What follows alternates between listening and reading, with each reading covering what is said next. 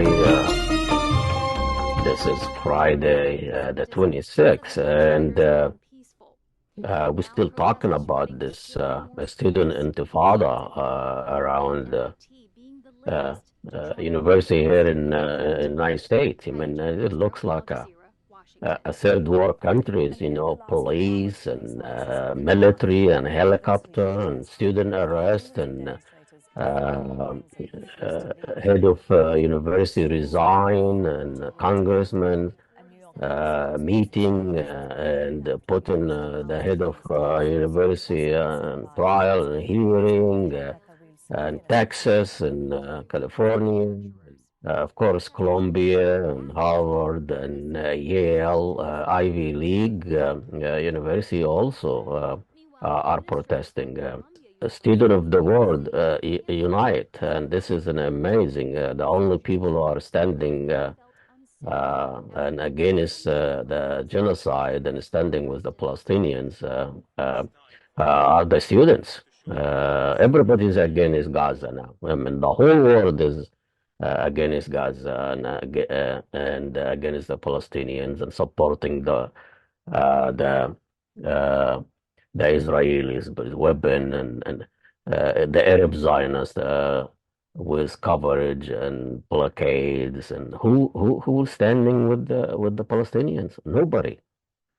Our guest today is Ahmad Atif Ahmad. He's a professor at the University of California, Santa Barbara. He has been teaching Islamic legal reasoning in its College of Letter and Science since 2007. He has a lot of publication, Islamic law, pitfalls of scholarship, and the structure and interrelation of theory and practice in Islamic law. This is really happening in a place where really it's the only place left for people to express their view, express idea, and academic freedom.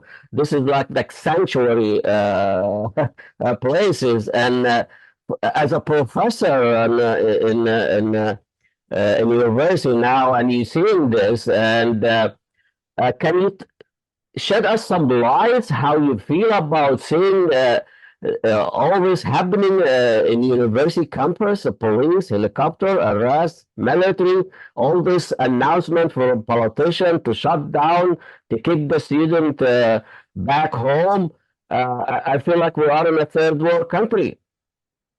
We are a third world country from time to time. During Occupy Wall Street, we were a third world country. When students demonstrated in Chicago in front of the or near the Democratic National Convention because of the Vietnam War, also the police acted the same way. And I like the analogy with Vietnam just as an anchor, but of course there are many points of this analogy. But let's take Vietnam. If you look at the protests at that time, they started, I think, with the beginning of the war. 1963, there are protests recorded. They started to be noticed in 1965. And then they peaked in 1970. And that was already 2 years after Lyndon Johnson decided that he would have been making a fool out of himself if he were to run for president in 68. That's what brought Richard Nixon. So 2 years after Johnson realized that he was toast, that's when the demonstrations toasted and peaked. And when did the war end? 1975. So you have, if you are trying to change something in the American society, it's not going to be a few months. If a new American social contract is being rewritten, and this is really what it is, it's since 1964, 1965, since the Civil Rights Act and the changes in immigration law, that this country started to not be the country of white people dying Christianity. No, they needed population, and they needed different kinds of population. And most of the wealth that was produced in the last 60 years were by people who came from India or the Middle East, and that's the kind of issue here. Now, it's true that Palestine is different. Palestine makes me always think of what had happened to the Native Americans. In this country, I mean, just 5 years ago, my colleague Ines Talamentes, who was a professor here in my department of religious studies at the University of California in Santa Barbara, Ines was one of the few Native Americans who survived after a long struggle, both with the biases against her in the university. Inez advanced to full professor at age 86, okay, a few months before she passed away. I advanced to full professor at 41, and it made absolutely no sense to me that her work would not be appreciated, even though the advisees of her advisees had already advanced to full professor. Why? Because supposedly she was producing a different kind of knowledge. She was not the anthropologist who would go and talk to people like her to collect information about Native Americans and supposedly talk about this objectively. So now we can't do anything about the Native Americans. Will the Palestine issue reach that point in 200 years or 300 years? We say, oh, yeah, there used to be a population here, and here there are footages of how we destroyed their homes and so on, and there aren't enough of them. This is a miserable situation. Why the students outpouring and all this protest, which we really haven't seen it for years, and probably the only segment of population that actually addressing the real issue and protesting American involvement and the university involvement, rightly so. They were just simply asking stop investing in a company that provides Israel with weapon or in Israel. Why did they wait that long? After 6 months of genocide, almost 40,000 Palestinians killed. I don't think anybody in October and November was talking about this in any reasonable way. They were talking about Israelis being raped and all kinds of. Yeah. What is the evidence of that? There were people who were in a festival enjoying themselves, and the Palestinians had, especially the Palestinians of Gaza, have gotten tired of the constant control and humiliation. These people can't move from point A to point B in their country without checks and so on. We complain about taking off our shoes and our belts in airports. So I don't think there was any good information. In a way, I'm surprised that it happened at all. That there are now Jewish students demonstrating in Colombia and in Texas and here in California. There are Jewish students who are embarrassed by the association of their ethnic and religious background and these activities.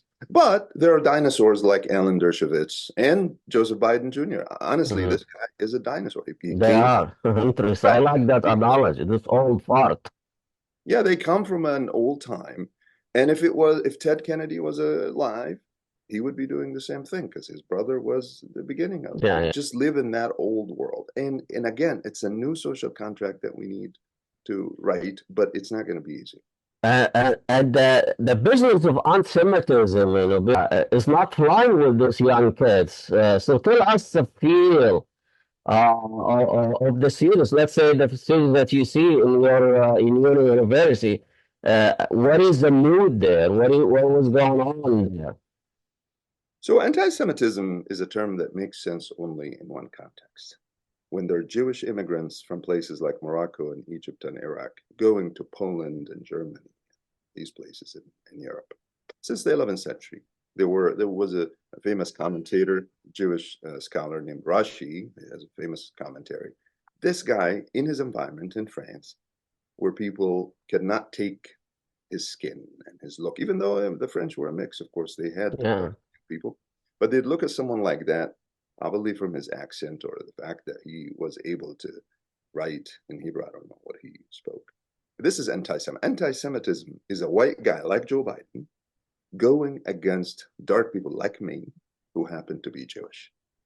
And there is no sense in using that term today. It doesn't make any sense. Most of the people who are subjected to attacks on Judaism and Jewishness are white people, immigrants from Russia and Poland and Germany. These are the people who are hurting the Palestinians until today. And the Palestinians are or are not Semitic. I don't know. I mean, I may or may not be Semitic. I don't know. I mean, this whole thing is ridiculous in a way. Well, some people say that the Palestinians are more Jewish, descendants of Jews, than those white settler that came in 48 and and Some of them 43. probably, some Yeah, contemporary Muslims came from Jewish families. yeah, Who yeah, knows? Ahmad yeah, ibn Hanbal, actually, the major jurist from the third Islamic century, ninth century, was probably Jewish yeah, origin. I mean, that uh, happens all the time. Wahb ibn yeah. Mubarak was Jewish. All these people converted to Islam. Now, whether you're religious or not, probably doesn't affect this. No, Because I don't think of myself as a religious Muslim, even though I study Islamic legal reasoning and I'm very interested in the intellectual tradition. Now, you asked about the campus. Well, the campus is divided. It's not to praise my campus or the administration here. In a way, we're slow. You could lodge that attack on the administration very easily because of the way we do things. We have to verify and we have to ask many questions, and it's Byzantine, you could say. But I don't think the bias, either against Muslims or against Jews, is a real phenomenon. But of course, students who are a continuous but also ephemeral part of the campus, people come and spend 4 years and then go. So you can't, by looking today at who's demonstrating, you can't guess who will be demonstrating in 5 years. The graduate student population is small, it's about 3,000 people. And yeah, they're opinionated like everybody. Faculty is opinionated too. But I don't think you can guess what will happen. Now, as of today, what I saw throughout the fall and winter, the administration was nervous, of course, and I would be with them. I wasn't holding any important service position, but I did historically in the past, and I would be nervous because for students to fight against one another for any reason is unnecessary. That doesn't advance any cause. Also, students are actually now invested, they're patrons of the university, they pay tuition. So one of the things that you just brought up, why would the students be interested, for example, in knowing about the companies that their universities are invested in? Well, they have that right. I mean, aren't we in a capitalist society? Why is it so clear that Griffin guy who put his name now on that school that I got my doctorate from a place called the Graduate School of Arts and Science. It was simply known as the Harvard Graduate School of Arts and Science. Now it's Griffin Harvard. And rumors had it that this guy Griffin had a say as to whether the Harvard president could or couldn't keep her job.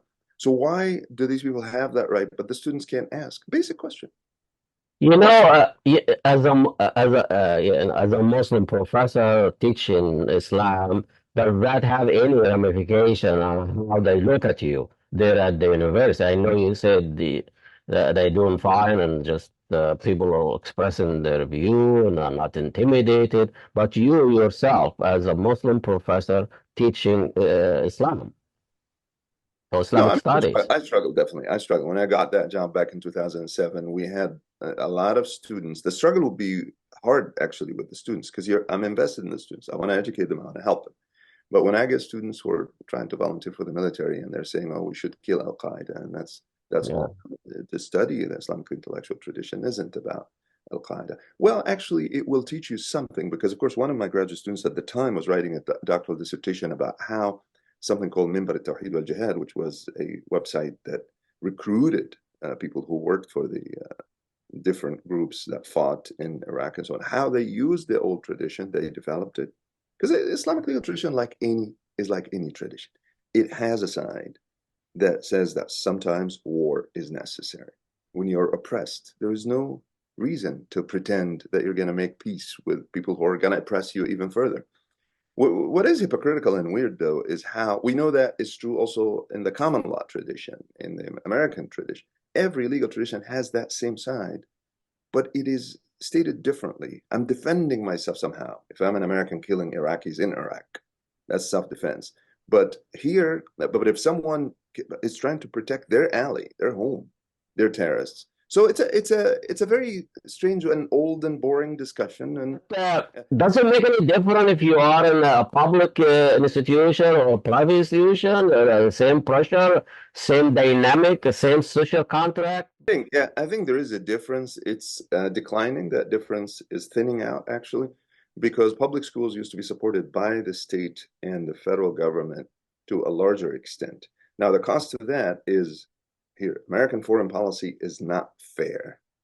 And the university, the public university, has to follow the laws of the state of which it is part, and the state has to follow the federal law. So if this country pledges support for Israel since President Kennedy, and it is an unreasonable position, of course, internationally, everybody knows the United States is the laughing stock in many conversations. But okay, if you are a public school, you can't really violate the laws. And the laws might have provisions that are at least historically interpreted to go against protesting against the American government. Yes, we talk about free speech all the time. It's not a thing. Okay, free speech is not real. I was an advisory board member, something called the National Center for Free Speech, and it is, we try, conversation, of course, among intellectuals can be very satisfying. Actually, the president, Michael Drake, just give that center $1 million because of these events. But there is a limit to what you can do if people are really, I mean, we have scientists, we have physicists, people who've never studied the history of the Middle East, and they have very strong opinions. And they are your colleagues. Anyway, so back to the public school hierarchy ends ultimately where the federal government and the state government imposes what they consider policy, and these become laws. When I was in faculty welfare here, we had to square the rules that govern the university with the state laws. So there is anything, for example, about low emission. Okay, the state commits to low emission of certain, items or certain components coming out of the industry. I have to commit to that. By the same token, I have to commit to the weird, wrong policy of the United States government in this conflict between the Israelis and the rest of the world, essentially, at this point. Now, this is the limit, okay? But in a private school, you are basically held hostage to your donors. Think of the Griffin example.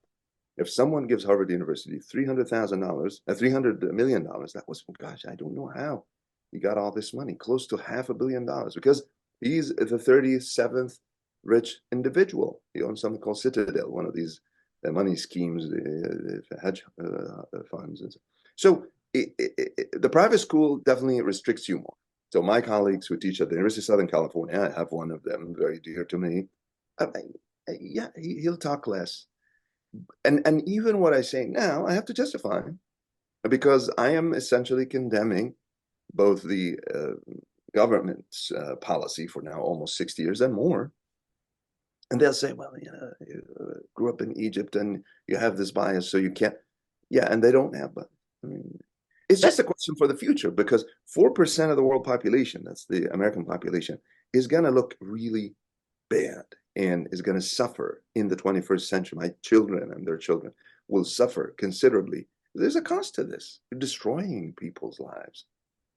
Can you picture or say a picture for us between this contrast? You're talking about the head of I don't know, Columbia University, that Egyptian American, Noman, whatever, Shafiq, whatever, that she is, you know, just talk viciously and against the students and you compare that to the African American Harvard University president, Claudian Gay. Uh, should we make much of this? Here's an African American in a private school resigning against the policy of the university and what the United States is doing to the with Israel. And here is somebody with a different background, coming from Egypt, coming from, and totally taking a different position. Both of them were weak, I think. Yeah. Claudine Gay tried to keep her job by catering to the main view at that time. Also, that was December, so we didn't really have that shift, which again is to be examined because we need years of thinking about this in demonstrations or maybe not demonstrations, but at least thinking and reconsidering the cost that the American taxpayer and Americans in general will pay because Joseph Biden's going to die soon. He's not going to take responsibility. Literally. Right. He's not part of this future. And it's actually part, why Cornel West's statement about, okay, he'll say Biden is a war criminal and this is a dying empire. It's not an exaggeration. Empires, that's what happens at the end. They can't find people to lead.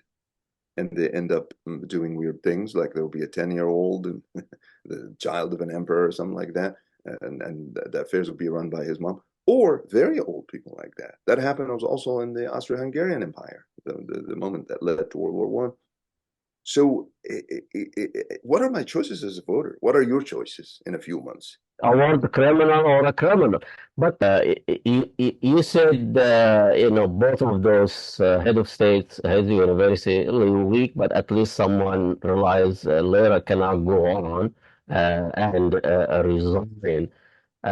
Traditionally in this country, the people, Yale and Harvard, Ivy League University, are the one who produce those leaders that they're gonna invade Iraq and wage war or have a private healthcare, making major decision that affects millions of millions, especially poor and brown.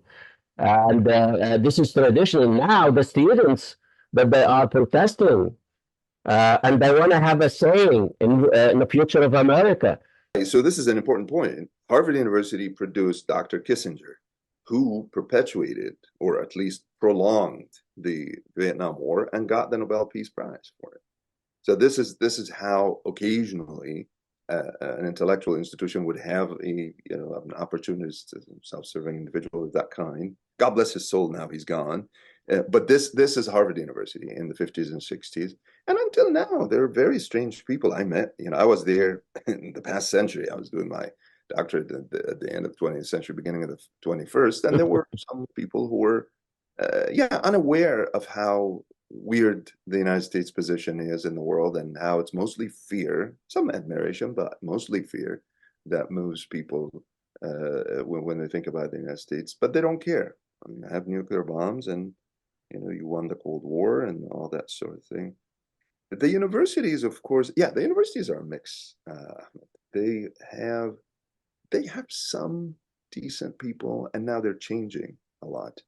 So we couldn't be talking about the history, Black history in the United States, the way we talk about it now, without university professors, without college professors who dug archives and worked very hard to answer that simple question. How could you import a population from a continent that was not part of this early immigration? Early immigration was Spaniards and later some Dutch and English people. And you got these people despite their will, against their will. There were slave traders, of course, in Africa, so some Africans enabled this. And later, when all of a sudden the Europeans say, oh, slavery is not moral, and nobody's going to do it anywhere in the world. Some of the slave traders in Africa were saying, well, what made it illegal or immoral at some point, and what made it moral early on, and why is it? It's just that constant inconsistency. But university and college professors are actually responsible for some of this new conscience and this new awareness of the history, because this stuff isn't easy.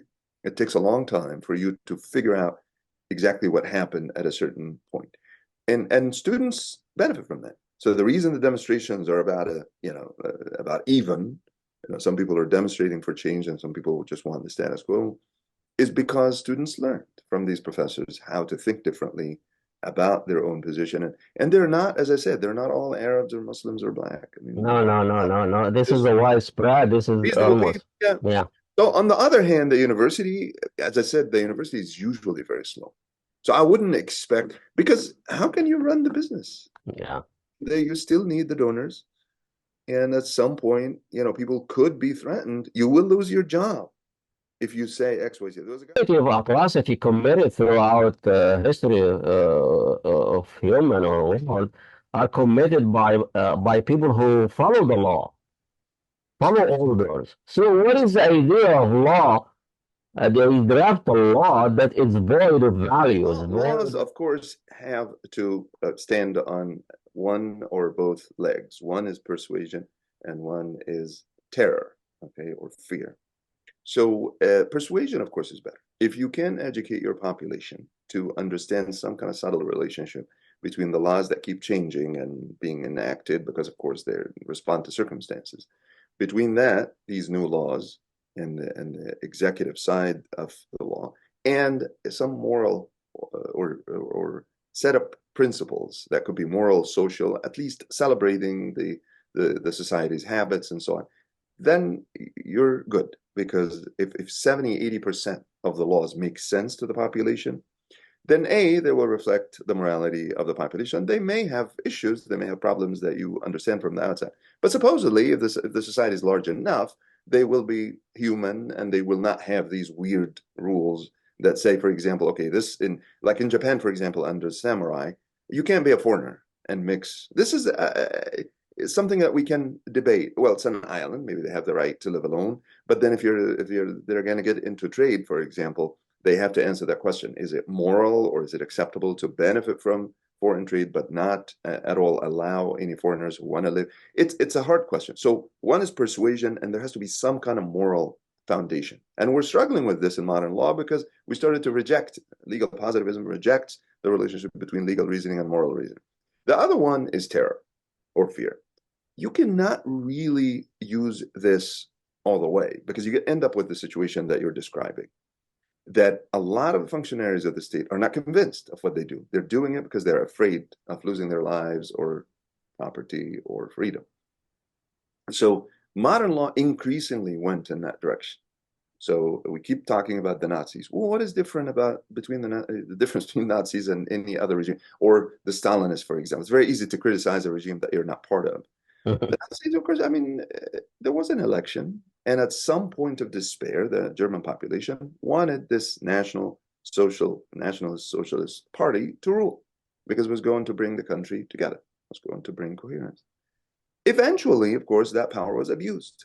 So a lot of people, there were even German Jews who were persecuting other German Jews under this pressure because it's either yourself or other people, and you don't know when this reign of terror will end.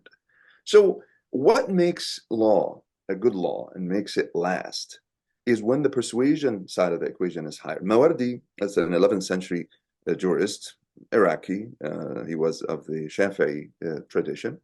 He wrote, it's a book called Ahkam al-Sultaniyya, translated as the Ordinances of Government or Governance. He's interested in this. How? Because the people in government will always be a minority.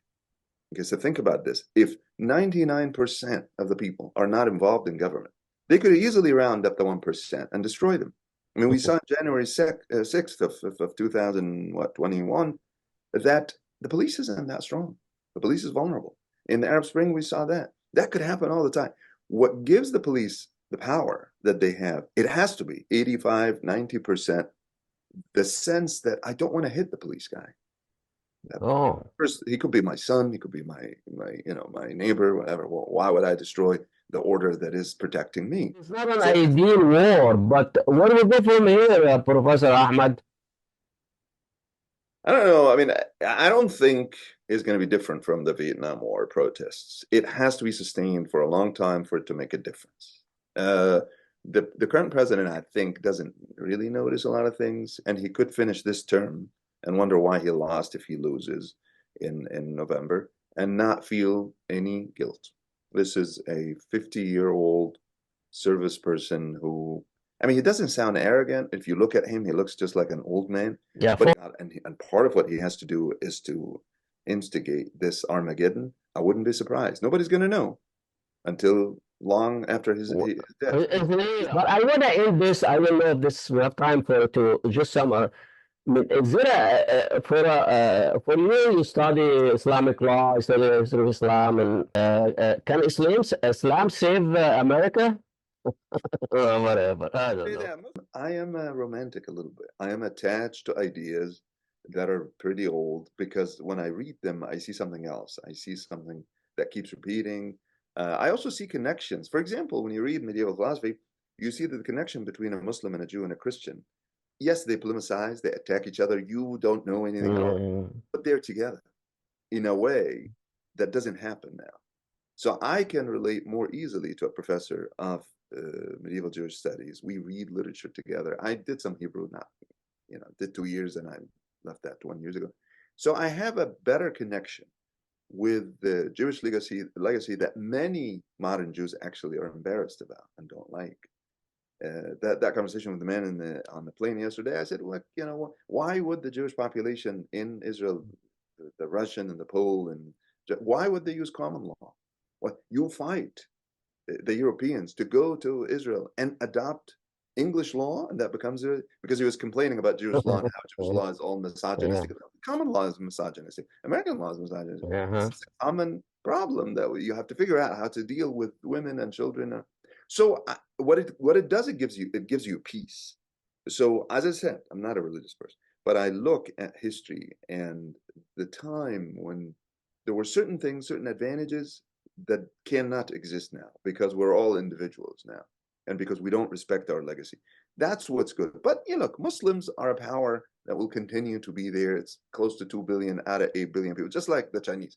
Can we eliminate the Chinese from the picture? No. Even if they're poor, they will always be I there. don't know. Professor Ahmed, thank you so much. Very insightful and very informative, and we appreciate that. And I think this conversation is not gonna go away. It will continue. Good luck. And Looking forward to it. okay, Thanks. thank you. Bye. Gonna end there.